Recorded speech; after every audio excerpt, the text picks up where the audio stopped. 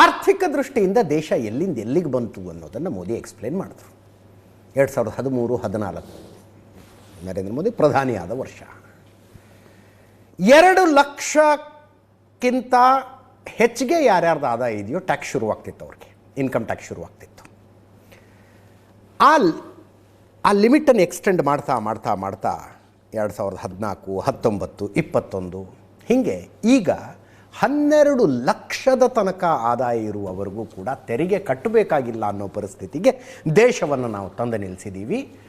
ಸಂಬಳದಾರರು 12,75,000 ತನಕ ಸಂಬಳ ಇದ್ದರೂ ಕೂಡ ₹1 ಇನ್ಕಮ್ ಟ್ಯಾಕ್ಸ್ ಕಟ್ಟಬೇಕಾಗಿಲ್ಲ, ಅಲ್ಲಿ ತನಕ ತಂದು ನಿಲ್ಲಿಸಿದ್ದೀವಿ ನಾವು. ಅಂದರೆ ಗರೀಬಿ ಹಟಾವು ನಾವೇನು ಘೋಷಣೆ ಮಾಡಲಿಲ್ಲ. 25 ಕೋಟಿ ಜನ ನಮ್ಮ ಆಡಳಿತದ ಅವಧಿಯಲ್ಲಿ ಬಡತನದಿಂದ ಮೇಲೆದ್ರು ಅಂತ. ರಾಹುಲ್ ಗಾಂಧಿಯವರು ಗೊತ್ತಿಲ್ಲ, ಅಂದರೆ ಸುತ್ತು ಕಡೆಯಿಂದ ಅವ್ರಿಗೆ ಫೀಡ್ ಹಂಗಿದೆ, ಜಾತಿ ವಿಷಯ ತುಂಬ ಮಾತಾಡ್ತಾರೆ. ಈ ದೇಶದಲ್ಲಿ OBC ಎಷ್ಟಿದ್ದಾರೆ, SC ಎಷ್ಟಿದ್ದಾರೆ, ST ಎಷ್ಟಿದ್ದಾರೆ, ಅವರ ಪರಿಸ್ಥಿತಿ ಏನೇನಿದೆ ಅಂತ. ತೆಲಂಗಾಣದ ಉದಾಹರಣೆ ತಗೊಂಡು ಮಾತಾಡಿದ್ರು ನಿನ್ನೆ ಅವರು. ತೆಲಂಗಾಣದಲ್ಲಿ ಹಿಂಗೆ ಸಂಖ್ಯೆ ಬಂತು, 50%, ಮಿನಿಮಮ್ 50%, ಅಪ್ ಟು 55% ಈ ದೇಶದಲ್ಲಿ ಹಿಂದುಳಿದ ವರ್ಗಗಳವರು ಇದ್ದಾರೆ. ಅವ್ರದ್ದು ರಿಪ್ರೆಸೆಂಟೇಷನ್ ಎಲ್ಲಿದೆ ಅಂತ ಕೇಳಿದ್ರು. ಕಳೆದ ಸಲ ಈ ಬಜೆಟ್ನ ಹಲ್ವಾ ಸೆರೆಮನಿ ಇರುತ್ತಲ್ಲ, ಹಲ್ವಾ ತಿನ್ನಿಸ್ತಾರಲ್ಲ, ಅದ್ರ ಬಗ್ಗೆ ಮಾತಾಡಿದ್ವಿ ತುಂಬ ಸಲ ಡೀಟೇಲಾಗಿ. ಆ ಫೋಟೋ ತೋರಿಸಿ ಇದರಲ್ಲಿ OBC ಅವರು ಎಷ್ಟು ಜನ ಇದ್ದಾರೆ ಅಂತ ಕೇಳಿದರು ಅವರು. ಯಾಕಿಲ್ಲ OBC ಅವರು ಅಂದರೆ ಅವ್ರದ್ದು ಲೆಕ್ಕಾಚಾರ ಹೆಂಗಂದರೆ ಈಕ್ವಲ್ ರಿಪ್ರೆಸೆಂಟೇಷನ್ ಇರಬೇಕು. ಈ ದೇಶದಲ್ಲಿ 55% OBC ಇದ್ದಾರೆ ಅಂದರೆ ಎಲ್ಲ ಕಡೆನೂ 55% OBC ರಿಪ್ರೆಸೆಂಟೇಷನ್ ಇರಬೇಕು ಅಂತ. ಅದು ಸರಿನಾ ತಪ್ಪ ಬೇರೆ ಡಿಬೇಟು. ರಾಹುಲ್ ಗಾಂಧಿ ಅವರು ವಾದ ಅದು. ನನ್ನೆ ಮಾತಾಡ್ತಾ ಆಡಳಿತ ಪಕ್ಷದ ಬೆಂಚ್ಗಳ ಕಡೆ ಕೈ ತೋರಿಸಿ ಹೇಳಿದರು ಅವರು, ನೀವಿದ್ದೀರಿ OBC ಅವರು, SC ಅವರು, ST ಅವರು, ಬಟ್ ನಿಮಗೆ ಮಾತಾಡೋದಕ್ಕೆ ಬಾಯಿಲ್ಲ, ನೀವು ಬಾಯಿ ತೆರೆಯೋದಕ್ಕಾಗೋದಿಲ್ಲ. ಎಲ್ಲಿದೆ OBC ರಿಪ್ರೆಸೆಂಟೇಷನ್ ಈ ದೇಶದಲ್ಲಿ ಅಂತ. ನೆನ್ನೆ ಅವರು ಮಾತಾಡ್ತಾ ಇರೋವಾಗಲೇ ಸಚಿವ ಕಿರಣ್ ರಿಜಿಜು ಹೇಳಿದ್ರು, ನಮ್ಮ ಪ್ರಧಾನಮಂತ್ರಿನೇ OBC ಇಲ್ವೇನ್ರಿ ಅಂತ. ನಮ್ಮ ಪ್ರಧಾನಮಂತ್ರಿನೇ ಇಲ್ವಾ OBC ಅಂತ. ಇವತ್ತು ನರೇಂದ್ರ ಮೋದಿ ಅವರು ಈ ಪರ್ಟಿಕ್ಯುಲರ್ ಪ್ರಶ್ನೆಗೆ ವಿವರವಾಗಿ ಉತ್ತರ ಕೊಟ್ಟರು.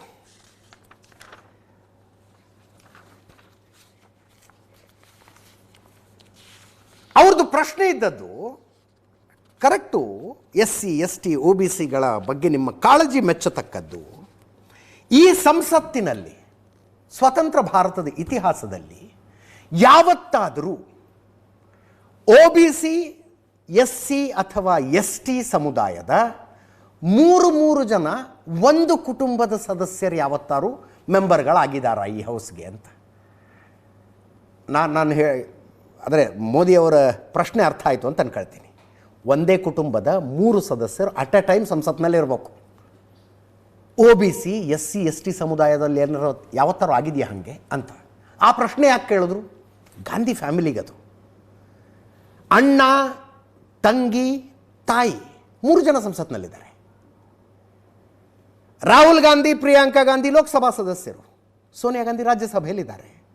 ಈ ಅನುಕೂಲ, ಈ ಸವಲತ್ತು, ಈ ಫೆಸಿಲಿಟಿ ಈ ದೇಶದಲ್ಲಿ ಯಾವತ್ತಾದರೂ ಯಾವುದಾದ್ರೂ SC, ST, OBC ಕುಟುಂಬಕ್ಕೆ ಸಿಕ್ಕಿತ್ತಾ ಅಂತ ಪ್ರಶ್ನೆ. ಅದರ ಜೊತೆಗೆ ಸ್ಥಾನಗಳ ವಿಷಯದಲ್ಲಿ ತಾವು OBC, SC, STಗೆ ಏನೇನು ಮಾಡಿದ್ದೀವಿ ಅನ್ನೋದನ್ನು ಎಂಜಿನಿಯರಿಂಗು, ಮೆಡಿಕಲ್ ಕಾಲೇಜಿನ ಸೀಟ್ಗಳ ವಿಷಯದಲ್ಲಿ ಹೇಳ್ತಾ ಬಂದರು. 2014 ನಾವು ಅಧಿಕಾರಕ್ಕೆ ಬಂದಾಗ ಈ ದೇಶದಲ್ಲಿ 387 ಮೆಡಿಕಲ್ ಕಾಲೇಜ್ ಇದ್ವು, ನಾವು 780ಕ್ಕೆ ತಂದಿದ್ದೀವಿ. ಸೀಟ್ಗಳ ಕೂಡ ಜಾಸ್ತಿ ಆದವು. ಮೊದಲು SC ವಿದ್ಯಾರ್ಥಿಗಳಿಗೆ 7,700 ಸೀಟ್ಗಳಿದ್ವು. ಅದರ ಅರ್ಥ ಪ್ರತಿ ವರ್ಷ 7,700 SC ವಿದ್ಯಾರ್ಥಿಗಳು ಡಾಕ್ಟರ್ ಆಗೋದಕ್ಕೆ ಅವಕಾಶ ಇತ್ತು ನಾವು ಅಧಿಕಾರಕ್ಕೆ ಬಂದಾಗ. ಈಗ 17,000 SC ಮಕ್ಕಳು ಡಾಕ್ಟರ್ಸ್ ಆಗ್ತಿದ್ದಾರೆ. 3,800 ST ಮಕ್ಕಳು ಮುಂಚೆ ಡಾಕ್ಟರ್ ಆಗ್ತಾ ಇದ್ರು ಪ್ರತಿ ವರ್ಷ ನಾವು ಅಧಿಕಾರಕ್ಕೆ ಬರೋದಕ್ಕಿಂತ ಮುಂಚೆ. ಈಗ 9,000 ST ಮಕ್ಕಳು ಡಾಕ್ಟರ್ಸ್ ಆಗ್ತಿದ್ದಾರೆ. ಮೊದಲು 14,000 OBC ಮಕ್ಕಳು ಪ್ರತಿ ವರ್ಷ ಮೆಡಿಕಲ್ಗೆ ಸೇರಿಕೊಳ್ತಾ ಇದ್ರು, ಅರ್ಥಾತ್ ಡಾಕ್ಟರ್ ಆಗ್ತಾ ಇದ್ರು ಪ್ರತಿ ವರ್ಷ 14,000. ಈಗ 32,000 OBC ಸಮುದಾಯದ ಮಕ್ಕಳು ಪ್ರತಿ ವರ್ಷ ಡಾಕ್ಟರ್ ಆಗ್ತಿದ್ದಾರೆ. ಇದನ್ನು ಮಾಡಿದ್ದು ನಾವು ಅಂತ ಕೇಳಿಸ್ಕೊಳ್ಳಿ ಒಮ್ಮೆ. We have done a caste census in Telangana, and what we have found is shocking. almost 90% of Telangana is either Dalit, Adivasi, backward, or minority. Almost 90%. And I am convinced that that is the story across the country. I am absolutely convinced that the OBC population of this country is not one less than 50%, possibly 55%.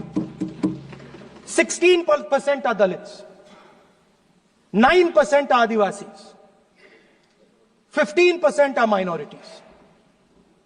Last budget, there was a photograph. You remember the photograph? Of course. वो मक्खन बांटने वाली, हलवा बांटने वाली photo. There are OBC MPs in the BJP. There are OBC MPs in the BJP. There are Dalit MPs in the BJP. There are Adivasi MPs in the BJP. Remember, you are OBCs, you have 50% of the population, and you have absolutely no power. I know that you're sitting there and you cannot even open your mouth. That is the truth of the country. प्रधानमंत्री का चेहरा आपको दिखाई नहीं देता। जाति की बातें करना कुछ लोगों के लिए फैशन बन गई है। पिछले 30 साल से सदन में आने वाले ओबीसी समाज के सांसद दलों के भेदभाव से ऊपर उठ करके एक होकर के 30-35 साल से मांग कर रहे थे कि ओबीसी कमीशन को संवैधानिक दर्जा दिया जाए। जिन लोगों को आज जातिवाद में मलाई दिखती है, उनको उस समय ओबीसी समाज की याद नहीं आई। ये हम हैं जिन्होंने ओबीसी समाज को संवैधानिक दर्जा दिया। आदरणीय अध्यक्ष जी, हर सेक्टर में एससी, एसटी, ओबीसी को ज्यादा से ज्यादा अवसर मिले, उस दिशा में हमने बहुत मजबूती के साथ काम किया है।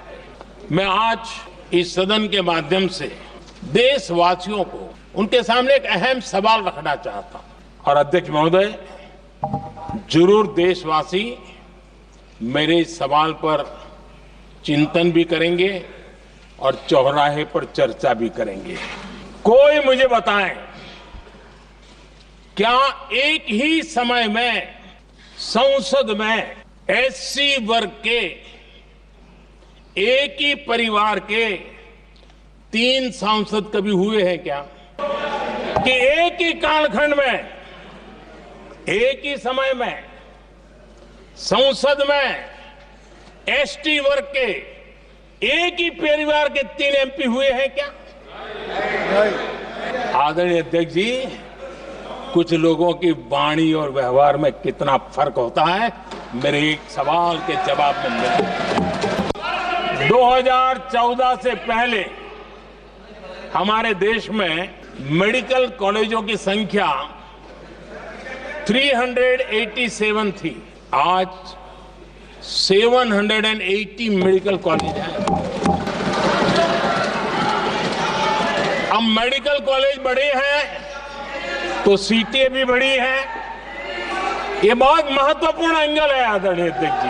2014 से पहले हमारे देश में एससी छात्रों की एमबीबीएस की सीट 7,700 थी। 10 साल हमने काम किया, आज संख्या बढ़कर एससी समाज के 17,000 एमबीबीएस डॉक्टर की व्यवस्था की है। कहां 7,700 और कहां 17,000? 2014 के पहले एसटी छात्रों के लिए एमबीबीएस की सीटें 3,800 थी। आज ये संख्या बढ़कर लगभग 9,000 हो गई है।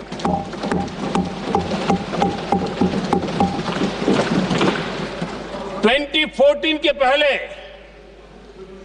ओबीसी के छात्रों के लिए एमबीबीएस में 14,000 से भी कम, 14,000 से भी कम सीटें थी। आज इनकी संख्या लगभग 32,000 हो गई है। ओबीसी समाज के 32,000 एमबीबीएस डॉक्टर बनेंगे। ಇದೆಲ್ಲ ಇಷ್ಟು ಡಿಟೇಲ್ ಆಗಿ ಯಾಕೆ ತೋರಿಸೋದು ಅಂದರೆ ನಿಮಗೆ ಜಡ್ಜ್ಮೆಂಟ್ಗೊಂದು ಅವಕಾಶ ಆಗಲಿ ಅಂತ. ಎರಡೂ ಕಡೆ ಫ್ಯಾಕ್ಟ್ಸ್ ಹಿಂಗಿದಾವೆ ನೋಡಿ, ಯಾವ್ದು ಸರಿ ಯಾವ್ದು ತಪ್ಪು ಅಂತ. That's the duty of journalism ಅಲ್ವಾ.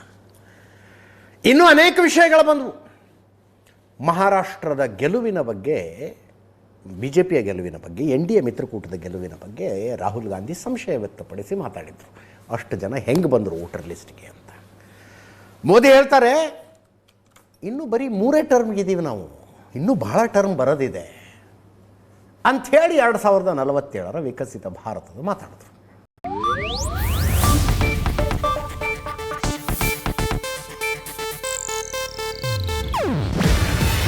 ಇದು ಏಷ್ಯಾನೆಟ್ ನ್ಯೂಸ್ ನೆಟ್ವರ್ಕ್ ಪ್ರಸ್ತುತಿ. ನೀವು ನೋಡ್ತಿದ್ದೀರಾ ಏಷ್ಯಾನೆಟ್ ಸುವರ್ಣ ನ್ಯೂಸ್.